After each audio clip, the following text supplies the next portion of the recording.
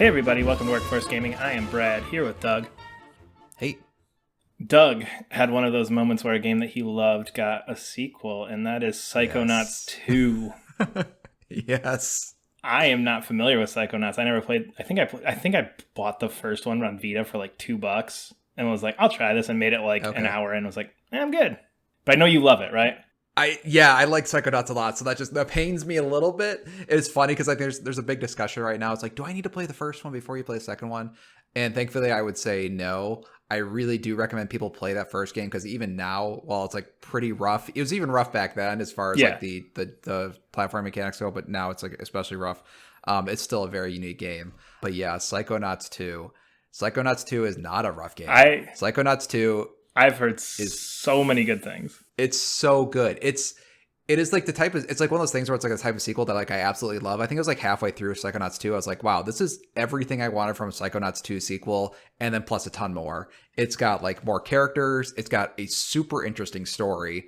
And I don't have to even say like the characters themselves. I think games have they usually do like, oh, we have really interesting cast of characters, and the plot's like okay, or the plot's super interesting and the cast of characters is okay. Like the cast of characters and the plot in this is just really, really, really well done. And the jumping mechanics are really well done. I'm not gonna say it's like, oh, it's like Mario Odyssey. It's not like that. And I think Ratchet and Clank, it's kind of a shame Ratchet and Clank came out like right before this. It's like the smoothest controls ever. So I wouldn't say it's not like that, but it's definitely like just a top tier platformer on top of all of it. So yeah, I guess to kind of get my questions with this, like, sure, not to cut you off, but so the basic premise of Psychonauts is that like you're like going into people's minds, right? Because I've seen some crazy level design stuff that looks amazing. Yes. Yeah, so I guess the way to kind of start out what the Psychonauts universe is. So Psychonauts 1 takes place at a summer camp for psychics. And at the end of that game, slight spoilers, but you kind of need it for Psychonauts 2. So Raz, your main character, is brought to this group called the Psychonauts at the end of the game, which is like basically think of like a CIA of psychic people. Okay. And so you're brought to this CIA of psychic folks called like the Psychonauts, the Mother Lobe, which is kind of fun. A lot of good puns in this game. But the basic mechanic of this game is what you were saying before. So how the Psychonauts function is that they have powers they can use in the real world, but the real meat of the game and the cool parts of the game is that you get to go inside people's minds through literally a doorway. Like they take a little door, they throw it on somebody's forehead, and then they go into their brain.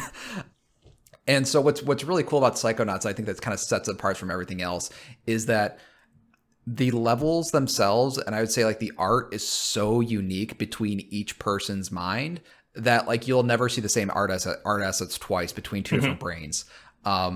So it's kind of like, I don't know if you play just other traditional platformers, there's a point like I'd say like maybe 50% of the way through the game, like I've seen this before just like in a different context, but it's like the exact same thing. It's like the same art asset. It's like, oh, I've seen that fridge 1,000 times or whatever. But the cool thing about Psychonauts 2 is like every time you enter a new brain, there's new rules, there's new ways it plays.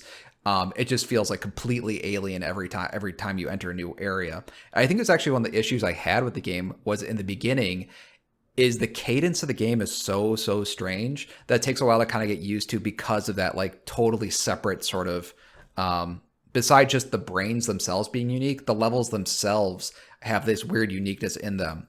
So for example, if you're like in a traditional platformer, think like a Ratchet and Clank, when you go to like let's say you're in a Ratchet and Clank world and you go to like an area within that world, it's still kind of like it makes sense like, oh, I went through this tunnel and now I'm at a very clearly same planet, same sort of thing.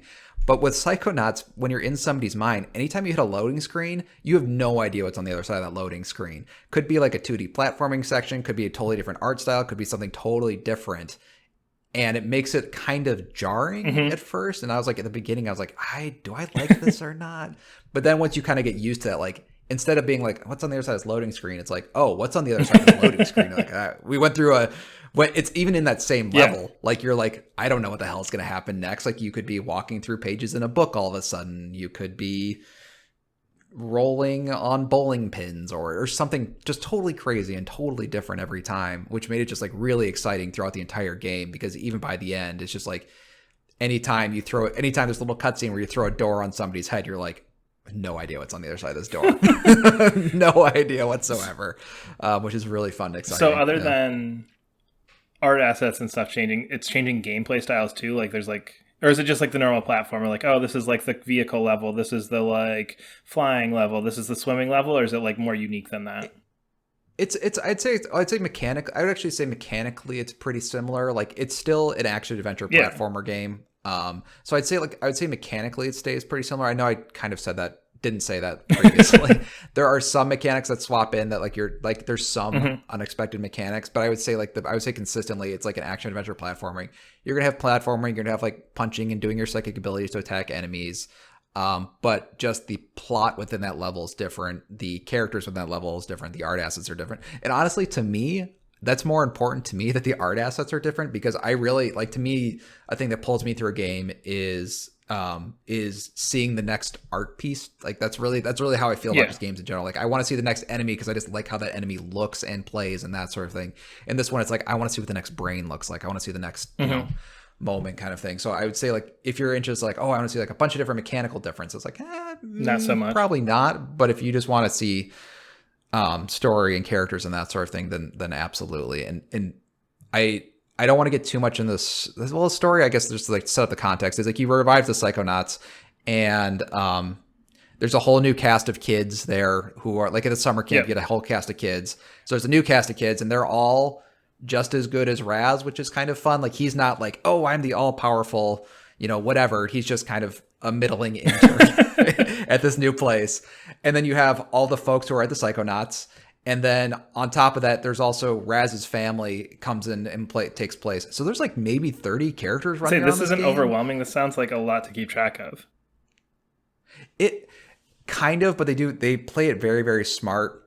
When you're interacting with Raz's family, you're essentially only interacting with Raz's family. Oh, okay. When you're interacting with the interns, you're only interacting with the interns. And when you're interacting with the other people in the Psychonauts, you're only interacting with them. So there's kind of like these sort of three main plots that are going on. And then they're kind of like tying together all at the end sort of thing, and like trying to figure out like how these are all these relate. But I mean, I think the one thing to like talk about like with the story and characters is that the game is way, way smarter than I thought it would be. Just how they handle certain subjects. Because the whole thing with the Psychonauts is, and one of the things they do play with, and games like to play with, is like, oh, somebody's crazy, let's play with that. And I'd say the first game is kind of, I would say it's like a little outdated for now, where it's just like, I think there's just a trope where it's like somebody's crazy, let's make a fun level out of it kind of thing, which Psychonauts like definitely does. But now it has a little bit more sympathy for the characters. It treats it like with a little bit more seriousness. So when the game's like very funny and very wacky, but they deal with stuff like with alcoholism that's like very touching and not heavy handed, and like not like, I'm a drunk guy at a bar. It's like, no, let's actually talk about alcoholism and how it runs through families and that kind of thing. Let's talk about depression. Let's talk about this. Let's talk about that.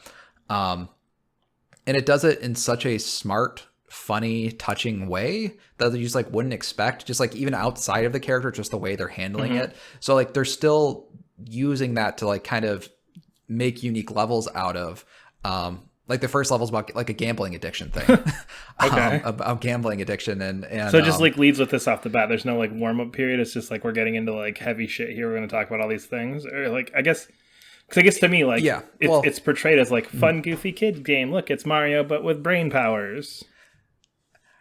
No, it's more like, oh boy, what's it like? It's because people are like, oh, it's like a Pixar movie. It's like, it's not like a Pixar. It's hard. It deals with like way heavier subjects than a Pixar movie. It deals with like, do you know how there's like those Cartoon Network shows that are like maybe for 25-year-olds and not for kids?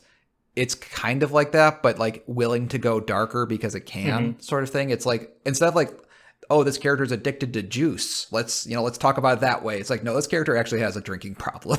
Let's talk about it that way. They're not necessarily like dark or heavy subjects. And the game does get dark. It does deal with those heavy subjects.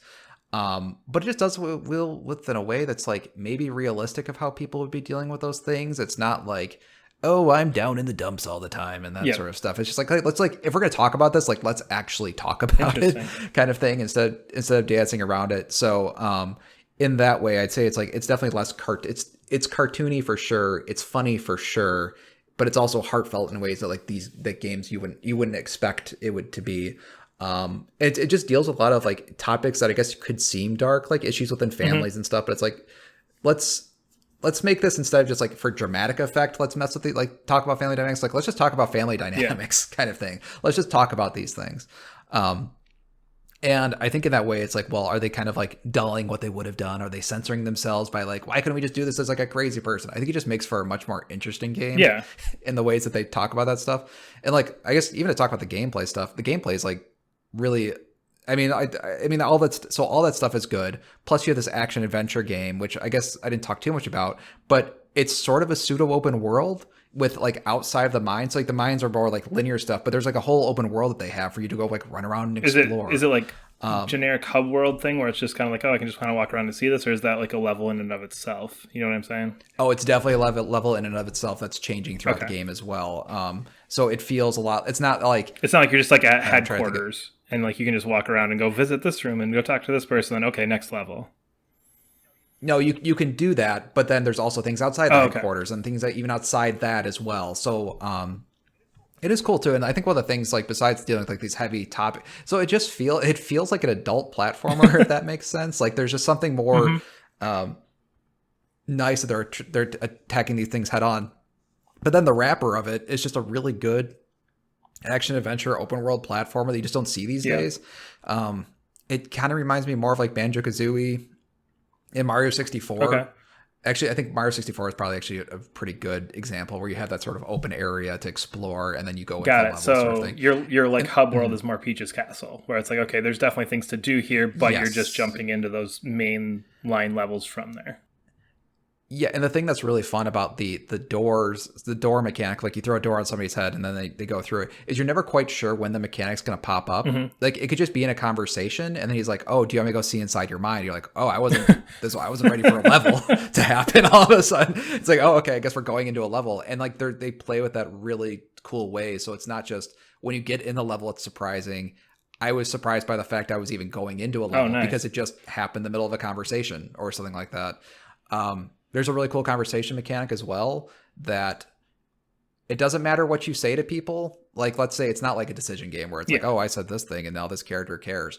But like every character, you can really just dive into like what you want to talk about with them. Okay, cool. Just it's like an adventure game, like very similar. Like, hey, what does this person say? What does this person say?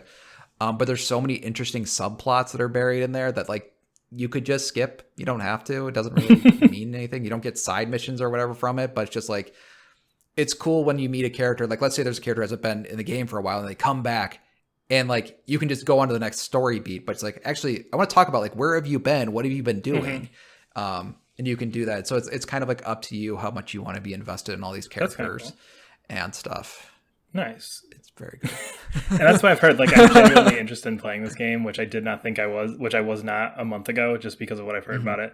So I guess to wrap this up, because this is my question that always comes up with games like this that are 20 years removed, where the target game was very clearly like older kids, teenagers. You know what I mean? Like that kind of bracket group, where this game, especially with those heavy themes, does it feel like it, like you said, adult platformer? Does it feel like it's like created more intentionally for those of us in our 30s who like have fond memories of playing Psychonauts when we were 12? Or is it more still like the original, where it's like we're going to kind of try and hit that same mark where it is a game that's for those people and we know our fans will come back to it?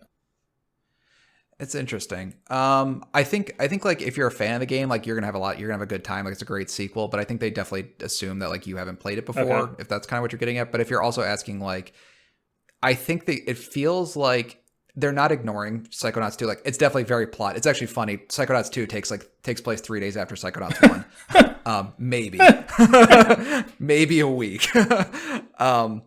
So like they definitely, so a lot of those plot threads do carry over, but I guess the way that I'm thinking about it is like they've kind of feel like they've redone Psychonauts. Like, hey, we have this concept of these people who can go into people's minds and do this sort of thing. What if we made Psychonauts today? Got it. How we think about things differently and that sort of thing. So like when I say it's like an adult platform, it's not for 30-year-olds. It's not for 20-year-olds. Like a teenager could play it. I just feel like you're going to get a lot more out of it than you did the first one, which was, aren't crazy people crazy? And that's being a little reductive. But I mean, it was but in this 20 one, years just ago. That's yes. yeah, it just feels like there's just more depth to this one. Like it's just so much better than the first one. Just like in how it handles everything. And I just feels like, and again, it's like, is this a nostalgia for people who've played it? It's like, no, but it is a sequel. Yeah. Is it really adult themes? Like, no, but it's stuff you could probably talk about like when you're in high school. I mean, it's stuff that's not, it'd be weird if like a 10-year-old was playing this. I mean, they might enjoy it, but I just don't know if they would I don't think they get as much out of it. And it's not even, and again, it's not like they're hiding these things. No. But there is definitely sort of a veneer of we're being funny and cute. But if you read into the background and kind of what we're actually talking about, it can be kind of tough. It's heavy, yeah. And I'd say it's definitely more obvious with that stuff than it is with like other kids media. To the point I wouldn't call it kids media. Like Kuja is like Laika movies. They're kind of kids movies, but not really. They're a little darker than Pixar sort of thing. So I think kind of like in that realm kind of thing. But it just, I think because of that, it's just really good feeling like, oh, this game is still relevant for me. Like, I think there's some IPs that they don't age with their audience. I think like Pokemon's like kind of like the number one. That's like very clearly, it's like, it's always targeted for 8-year-olds. And this one's like, we can grow a little bit and not leave that audience behind. We can just do something more interesting and better with this IP. Nice. And they did. And it's amazing. It's whenever I get Game Pass back, it's first on my list. Yeah. But we are Workforce Gaming. You can follow us on Twitter at Workforce Gaming. Subscribe to us wherever you're listening, and we will see you later. Bye.